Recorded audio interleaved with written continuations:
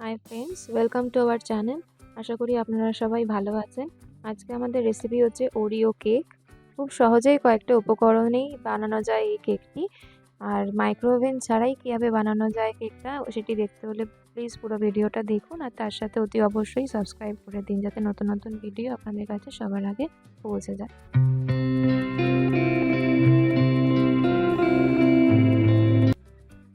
তো সবার ফার্স্টে আমরা এখানে নিয়ে নিচ্ছি দুটো ওরিও বিস্কুট। তো বিস্কুটটা আলাদা করতে হবে, মানে ক্রিমটা আলাদা করতে হবে। বিস্কুটটা আমি প্লেটে রাখছি আর ক্রিমটা এরকম একটা বোলে রাখছি। তো এই ক্রিমগুলো এভাবে আলাদা করে নিতে হবে।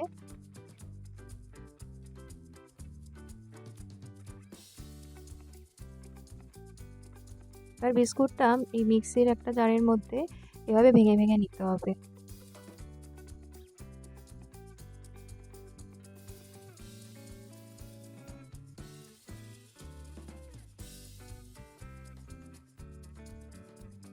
এবার এটা মিক্সিতে একটু গুঁড়ো করে নিতে হবে, ঠিক পেস্টটা এরকম দেখতে হবে।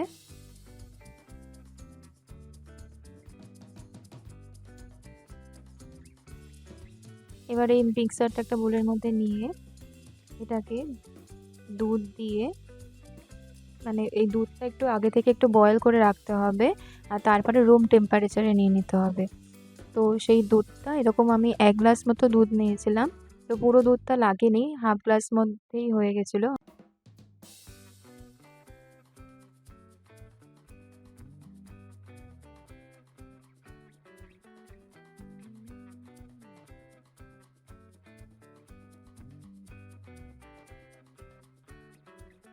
তারপরে আমি একটু বাটার দিয়ে দিয়েছি, এই বড় চামচের 1 চামচ বাটার দিয়ে দিয়েছি।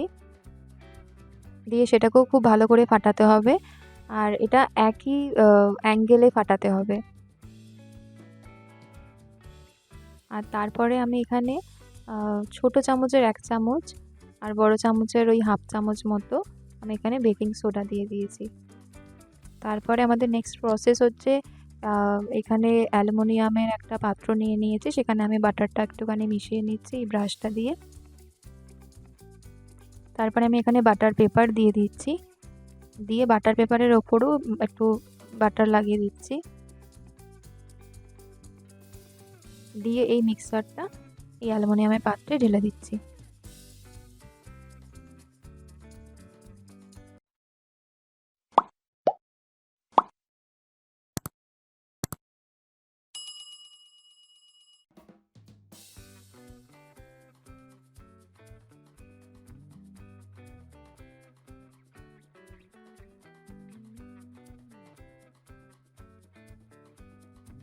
আমি এখানে একটা ননস্টিকের কড়া নিয়ে নিয়েছি, আর কড়াটাকে 10 মিনিট মতো গরম করে নিতে হবে। 10 মিনিট পর এই একটা স্ট্যান্ড নিয়ে নিতে হবে, কড়াটার মাঝখানটায় রেখে তারপরে এই কেকের মিশ্রণটা দিয়ে দিতে হবে কড়াটার মধ্যে। তারপরে এভাবে ঢাকনা দিয়ে এটাকে 40 মিনিট মতো রেখে দিতে হবে। তারপর মাঝে 30 মিনিট পর আমি একবার এখানে চেক করে নিচ্ছিলাম যে কেকের এই মিশ্রণটি স্টিকটার মধ্যে লেগে যাচ্ছে কিনা।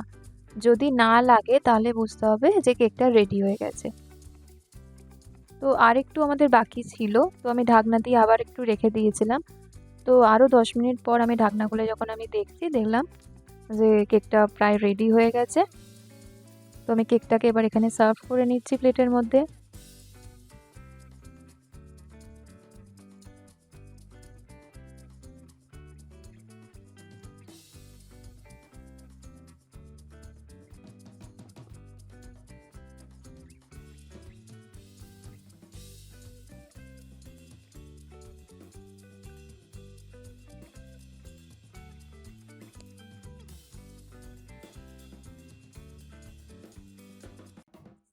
তো দেখতেই পাচ্ছেন কেকটার টেক্সচারটা কীরকম দাঁড়িয়েছে, আর তার সাথে সফটনেসটাও।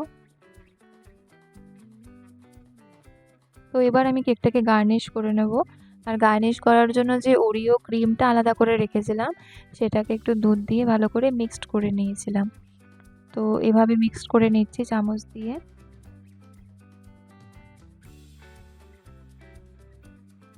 তো মিক্সটাকে ভালো করার জন্য আমি একটু গরম করে নিয়েছিলাম। তো গরম করার পর এরকম দেখতে হবে। তো এবার এটাকে কেকের ওপর দিয়ে গার্নিশ করে নিচ্ছি।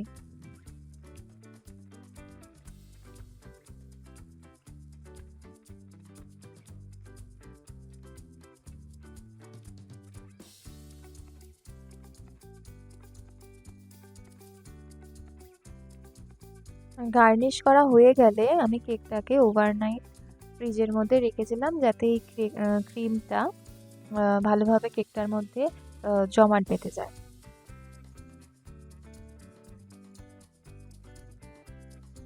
আপনারা চাইলে 1-2 ঘন্টাও রাখতে পারেন। তো তারপরে ফ্রিজ থেকে বার করার পরে কেকটা ঠিক এরকম দেখতে হবে। তো এবারে আমি একটা ক্যাডবেরি, ডেয়ারি মিল্কের একটা ক্যাডবেরি ওপর থেকে এভাবে একটু ছড়িয়ে নিচ্ছি গার্নিশের জন্য। তো আমাদের ওরিও কেক রেসিপি রেডি। আর আপনারা দেখতেই পাচ্ছেন কীরকম হয়েছে দেখতে স্ট্রাকচারটা। আমি কেকটা কেটে দেখাচ্ছি আপনাদেরকে যে কীরকম সফট হয়েছে।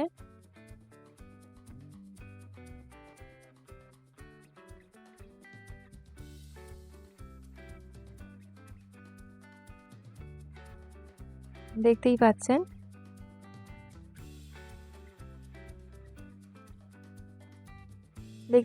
এর টেক্সচারটা কত সুন্দর হয়েছে। তো আপনারা চাইলে প্লিজ বাড়িতে ট্রাই করে দেখুন। আপনাদের যদি ভিডিওটি ভালো লাগে তাহলে আমাকে অবশ্যই কমেন্টে জানাবেন, আর তার সাথে যতটা পারবেন শেয়ার করবেন, লাইক করবেন, সাবস্ক্রাইব করবেন। আবার আসবো আপনাদের কাছে নতুন কোনো এক রেসিপি নিয়ে। ততক্ষণ ভালো থাকবেন, সুস্থ থাকবেন, টাটা।